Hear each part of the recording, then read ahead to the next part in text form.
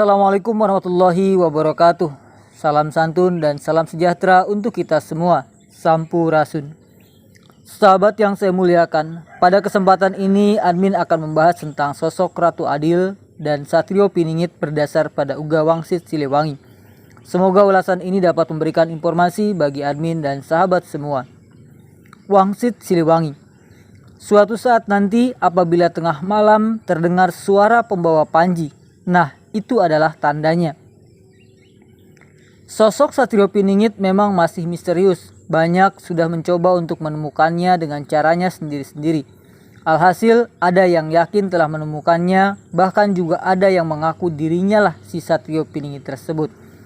Apabila diteliti, maka sosok yang telah ditemukan itu masih bisa diragukan apakah memang dia si calon Ratu Adil atau bukan. Budak Angon atau pengembala sesungguhnya merupakan konsepsi tentang kehidupan dan kemanusiaan. Dalam konteks diri manusia, budak Angon merupakan konsep tentang penemuan jati diri dan pengendalian diri. Untuk apa sesungguhnya kita dicipta? Selain jasad kita yang sesungguhnya hanyalah tunggangan yang harus ditundukkan, dikendalikan, dan diarahkan melalui proses pengembalaan. Dalam diri kita juga terdapat kumpulan sasatoan yang tidak untuk dimatikan, melainkan untuk digembalakan, sehingga menjadi potensi dan energi positif bagi penemuan misi hidup kita. Dalam konteks kehidupan sesama, budak Angon menjelaskan suatu upaya dan proses penertiban, pembangunan kesadaran, serta pengarahan hubungan antar sesama yang dilandasi cinta dan kasih sayang. Suatu tatanan kehidupan yang lebih berkeadilan. Dalam konteks sosok pribadi-pribadi yang bekerja keras dalam upaya dan proses yang demikianlah disebut budak Angon. Keraguan-raguan yang muncul mendorong untuk menelaah dan mempelajari kembali apa yang telah diungkapkan dalam naskah-naskah leluhur mengenai sosok Satrio Piningit sejati. Salah satu naskah yang biasa kita gunakan sebagai rujukan yaitu Uga Wangsit Siliwangi. Siliwangi dalam Uga Wangsitnya menyebut si calon Ratu Adil dengan sebutan bocah Angon atau pemuda pengembala. Beberapa hal yang disebutkan dalam Uga Wangsit Siliwangi mengenai bocah Angon yaitu 1. Suara minta tolong. Dalam Uga Wangsit Siliwangi disebutkan suatu saat nanti apabila tengah malam dari Gunung Halimun terdengar suara para pembawa panji. Nah itu adalah tandanya. Semua keturunan kalian dipanggil oleh yang mau menikah di Lebak Cawene. Kata suara minta tolong. Sepertinya sama dengan ungkapan Joyoboyo dalam bait 169. Yaitu senang menggoda dan minta secara nista. Ketahuilah bahwa itu hanya ujian. Jangan dihina. Ada keuntungan bagi yang dimintai. Artinya dilindungi Anda sekeluarga. Bocah Angon di awal kemunculannya akan beraksi melakukan hal-hal sebagai pertanda kedatangannya. Salah satunya adalah meminta tolong kepada orang di sekitar daerah Gunung Halimun. Tidak jelas mengapa dia minta tolong kepada orang lain. Apakah dia dalam kesulitan ataukah keperluan lainnya. Yang pasti bila telah terjadi hal demikian berarti itu pertanda akan kemunculannya. Sementara dikaitkan dengan ramalan Joyoboyo pada bait 169 disebutkan bila bocah Angon tersebut suka minta secara nista sebagai ujian. Kalimat tersebut mengindikasikan bahwa minta tolong itu hanya sebatas ujian bagi yang dimintai pertolongan. 2. Mencari sambil melawan, melawan sambil tertawa. Dalam Uga Wangsit Siliwangi disebutkan suatu saat nanti akan banyak hal yang ditemui, sebagian-sebagian, sebab terlanjur dilarang oleh pemimpin pengganti. Ada yang berani menelusuri terus-menerus, tidak mengindahkan larangan, mencari sambil melawan, melawan sambil tertawa. Dialah anak gembala. Kata terlanjur dilarang ini apa maksudnya? Apakah dilarang dalam mengungkap fakta-fakta atau dilarang merumuskan sejarah? Sepertinya masih butuh penafsiran lagi. Yang pasti bocah Angon sepertinya tidak peduli dengan larangan pemimpin. Bahkan bukan hanya tidak peduli dengan larangan tersebut. Tetapi lebih dari itu, bocah Angon melawan larangan si pemimpin itu sambil tertawa. Kata banyak yang ditemui sebagian-sebagian karena terlanjur dilarang pemimpin baru, menunjukkan bahwa yang akan ditemukan masyarakat memang hanya sebagian saja. Oleh karena sebagian saja, maka yang ditemukan tersebut belumlah lengkap dan tentunya belum sempurna hasilnya. Tetapi tidak bagi bocah Angon, dia terus saja mencari sambil melawan. Bisa jadi temuan si bocah Angon ini kelak merupakan temuan yang paling lengkap dan mendekati kebenaran. 3. Dia gembalakan ranting, daun kering, dan sisa potongan pohon. Dalam Uga Wangsit Siliwangi disebutkan apa yang dia gembalakan, bukan kerbau, bukan domba, bukan pula harimau ataupun banteng, tetapi ranting, daun kering, dan sisa potongan pohon. Dia terus mencari mengumpulkan semua yang dia temui, tapi akan menemui banyak sejarah atau kejadian. Selesai zaman yang satu, datang lagi satu zaman yang jadi sejarah atau kejadian baru.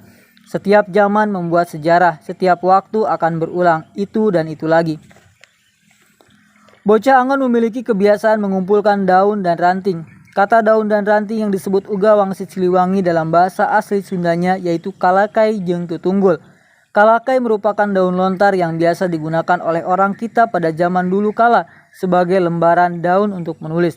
Sementara tutunggul merupakan ranting pohon yang biasa digunakan orang kita pada zaman dulu kala sebagai pena untuk menulis. Sehingga kalakai dan tutunggul bisa diartikan sebagai kertas dan pena. Si bocah Angon ini memiliki kegemaran suka mengembalakan kertas dan pena. Dia terus mengumpulkan dan mengumpulkan kedua barang tersebut sebagai gembalanya. Tidak jelas kenapa dia suka mengembalakan kertas dan pena. Kata mengumpulkan itu berarti kertas dan pena tersebut tidak hanya satu buah, tetapi jumlahnya banyak dan itu menjadi barang kegemarannya. Selanjutnya disebutkan dia terus mencari, mengumpulkan semua yang dia temui, tapi akan menemui banyak sejarah atau kejadian. Kalimat tersebut bisa berarti bahwa bocah Angon mengembalakan kertas dan pena untuk menemukan sejarah dan kejadian. Entah sejarah dan kejadian apa yang dia kumpulkan, tetapi bisa dimengerti bahwa di Nusantara banyak sekali sejarah yang diubah. Mungkin hal tersebut bisa juga terkait dengan penelusuran sejarah kita. 4. Rumahnya di ujung sungai yang pintunya setinggi batu. Dalam Uga Wangsit Siliwangi disebutkan, lalu mereka mencari anak gembala yang rumahnya di ujung sungai yang pintunya setinggi batu. Kata di ujung sungai menunjukkan bahwa rumah bocah Angon letaknya berada dekat dengan hulu sungai. Siliwangi tidak memberikan gambaran berapa jarak antar rumah dengan sungai tersebut. Bisa jadi hanya beberapa meter dari sungai, tetapi bisa jadi puluhan meter dari sungai. Siliwangi juga tidak menyebutkan nama dari sungai tersebut, sehingga agak menyulitkan untuk menentukan letak sungainya. Di Jawa terdapat banyak sekali sungai membentang dari utara hingga selatan. Dan rata-rata di pinggir sungai terdapat banyak rumah penduduk dan ini tentunya sangat menyulitkan untuk menentukan letak sungainya yang sesuai kata Siliwangi. Namun yang pasti bocah Angon rumahnya dekat sungai. Sehingga bila ada yang mengaku dirinya bocah Angon tetapi rumahnya jauh dari sungai berarti itu tidak sesuai dengan Uga Wangsit Siliwangi. Kemudian untuk kata pintunya setinggi batu masih perlu dipertanyakan apakah atap rumahnya terbuat dari batu dan juga apakah pintu rumahnya juga terbuat dari batu. Kok seperti rumah nenek moyang kita dulu? Bisa jadi demikian, tetapi mungkin juga tidak demikian. Kalimat tersebut bisa dipahami bahwa rumah bocah Angon tidak hanya satu lantai, namun bertingkat rumahnya. Hal ini diperkuat dengan ungkapan Joyoboyo dalam bait 161, yaitu berumah seperti Raden Gatotkaca, berupa rumah merpati susun 3. Dari ungkapan Joyoboyo menunjukkan ada 3 lantai rumah dari bocah Angon. Tentunya bukan rumah biasa, bisa jadi rumah tingkat ekonomi menengah atau memang bocah Angon dari keluarga kaya, belum bisa dipastikan. 5. Tertutupi pohon handelem dan hanjuang. Dalam Uga Wangsit Siliwangi disebutkan rumahnya di ujung sungai yang pintunya setinggi batu, yang rimbun oleh pohon handelem dan hanjuang. Kata rimbun oleh pohon handelem dan hanjuang berarti di depan rumah bocah Angon terdapat 2 pohon yang sangat subur dan menjadi ciri khas rumahnya. Dalam hal ini hanya disebutkan 2 buah pohon saja. Artinya memang hanya ada 2 buah pohon di depan rumahnya sebagai pembeda dari rumah lainnya. Pohon handelem atau pohon ungu dalam bahasa Indonesia adalah pohon yang berguna sebagai obat tradisional yang telah digunakan sejak zaman dahulu. Sedangkan pohon hanjuang dalam bahasa Indonesia adalah pohon suji. Pohon hanjuang ada yang berdaun hijau, ada juga berdaun merah. Daun hanjuang pun adalah tumbuhan obat, juga dapat digunakan sebagai pewarna makanan alami. 6. Pergi bersama pemuda berjanggut. Dalam Uga Wangsit Siliwangi disebutkan semua mencari tumbal, tetapi pemuda gembala sudah tidak ada, sudah pergi bersama pemuda berjanggut. Pergi membuka lahan baru di Lebak Cawene. Siapakah pemuda berjanggut itu? Penyebutan pemuda berjanggut ini masih perlu dipertanyakan. Apakah pemuda tersebut merupakan kerabat atau keluarga atau teman ataukah pengasuh si bocah Angon? Belum jelas diketahui karena memang dalam Uga Wangsit Siliwangi tidak menyinggung mengenai hal tersebut. Dalam naskah-naskah lain memberitahukan bahwa Ratu Adil memiliki pengasuh yaitu Sabdo Palon. Mungkinkah pemuda berjanggut tersebut adalah Sabdopalon? Sepertinya tidak, karena Sabdopalon merupakan sosok jin. Sementara penyebutan kata pemuda menunjukkan dia adalah manusia, jadi pemuda berjanggut bukanlah Sabdopalon. Misteri ini masih sulit untuk diungkap yang sebenarnya. Pada saat bocah Angon masih menjadi sosok yang misteri, pada saat yang sama pula ada sosok lain yaitu pemuda berjanggut yang jati dirinya juga masih misteri. Namun yang pasti pemuda tersebut memiliki janggut dan kelak akan kita ketahui setelah tiba waktu kemunculan bocah Angon. 7. Pergi membuka lahan baru di Lebak Cawene. Dalam Uga Wangsit Siliwangi disebutkan semua mencari tumbal, tetapi pemuda gembala sudah tidak ada, sudah pergi bersama pemuda berjanggut. Pergi membuka lahan baru di Lebak Cawene. Bocah Angon sepertinya tidak akan ditemukan sebelum kemunculannya. Ketika orang-orang sudah menemukan rumahnya yang di ujung sungai, dia telah pergi bersama pemuda berjanggut ke Lebak Cawene. Siliwangi tidak menyebutkan kemudian orang-orang akan berhasil menemukan bocah Angon di Lebak Cawene setelah gagal menemukan di rumahnya. Tidak ada kalimat tersebut dalam Uga Wangsit Siliwangi. Karena tidak ada kata itu, maka bisa disimpulkan bahwa jarak antara rumah dengan Lebak Cawene tidak dekat, bahkan mungkin sangat jauh. Sampai saat ini belum diketahui di mana letak Lebak Cawene berada. Dalam peta Jawa maupun peta Indonesia, tidak ada daerah yang diberi nama Lebak Cawene. Oleh karena namanya yang masih asing inilah, maka banyak kalangan menafsirkan menurut keyakinannya masing-masing. Ada yang menafsirkan Lebak Cawene berada di lereng sebuah gunung. Ada juga yang mengatakan berada di petilasan Joyoboyo. Yang lain mengatakan berada di tempat yang ada guanya dan sebagainya, membuat semakin tidak jelas saja letak Lebak Cawene di mana. Tetapi apabila Anda meyakini sebuah tempat merupakan Lebak Cawene, maka bisa dipastikan Anda akan memaksakan kehendak untuk menentukan satu orang di daerah tersebut sebagai calon Ratu Adil. 8. Gagak berkoar di dahan mati. Dalam Uga Wangsit Siliwangi disebutkan semua mencari tumbal, tapi pemuda gembala sudah tidak ada, sudah pergi bersama pemuda berjanggut. Pergi membuka lahan baru di Lebak Cawene yang ditemui hanya gagak yang berkoar di dahan mati. Kata gagak berkoar mungkinkah memang burung gagak yang suka berkicau, ataukah itu merupakan simbol saja?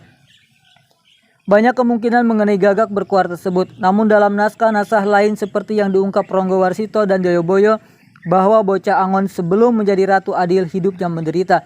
Dia sering dihina oleh orang.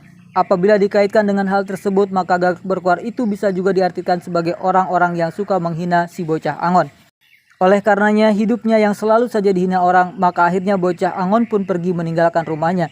Kemudian dia bersama pemuda berjanggut menuju ke Lebak Cawene untuk membuka lahan baru di sana. Semua mencari tumbal bisa saja diartikan sebagai mencari berita. Dan ketika yang dicari si bocah Angon sudah tidak ada, maka tidak bisa tidak mencari berita daripada gagak yang berkoar tersebut. 9. Ratu Adil Sejati. Dalam Uga Wangsit Siliwangi disebutkan, baik lagi semuanya, negara bersatu kembali, Nusa jaya lagi, sebab berdiri Ratu Adil yang sejati. Tapi ratu siapa? Di mana asalnya sang ratu? Nanti juga kalian akan tahu. Sekarang cari oleh kalian pemuda gembala. Kita disuruh Siliwangi untuk mencari bocah Angon, karena dialah yang kelak akan menjadi Ratu Adil Sejati. Sepertinya Siliwangi bermaksud memberikan pesan untuk berhati-hati dalam mencari bocah Angon. Hal ini dikarenakan banyak sekali bocah Angon palsu akan bermunculan di Jawa ini. Kemunculan bocah Angon palsu bisa jadi karena dukungan orang lain akan dirinya, sehingga dipaksa cocok menjadi Ratu Adil. Tetapi juga bisa jadi karena terburu-buru meyakini dirinya lah si bocah Angon. Lihatlah saat ini, telah banyak terdengar di mana-mana dari Jawa bagian barat hingga Jawa bagian timur. Orang-orang yang muncul diyakini sebagai Ratu Adil, bahkan juga bermunculan di mana-mana orang yang mengakui dirinya lah Ratu Adil tersebut. Apabila diminta bukti, maka orang-orang tersebut akan mencocok-cocokkan diri dengan naskah-naskah yang ada untuk meyakinkan orang. Padahal kenyataannya tidak semuanya cocok. Untuk itulah Siliwangi berpesan agar kita mencari Ratu Adil Sejati. Karena Ratu Adil Sejati hanya satu, sementara Ratu Adil palsu banyak sekali. Walaupun banyak Ratu Adil palsu, hal itu tidak akan mengubah kepastian munculnya yang asli. Apabila yang asli telah muncul, maka semua akan terbukti mana yang asli dan mana yang palsu, sesuai kata Siliwangi. Tapi ratu siapa? Dari mana asalnya sang ratu? Nanti juga kalian akan tahu. Sekarang cari oleh kalian pemuda gembala. Sahabat yang saya muliakan, demikianlah beberapa hal mengenai bocah Angon sesuai yang disebutkan dalam naskah Uga Wangsit Siliwangi. Semoga apa yang disampaikan dapat bermanfaat bagi kita semua. Terima kasih telah menyimak paparan ini. Atas segala salah dan hilap, saya mohon maaf yang sebesar-besarnya. Billahi taufiq wal hidayah. Wassalamualaikum warahmatullahi wabarakatuh. Sampurasun.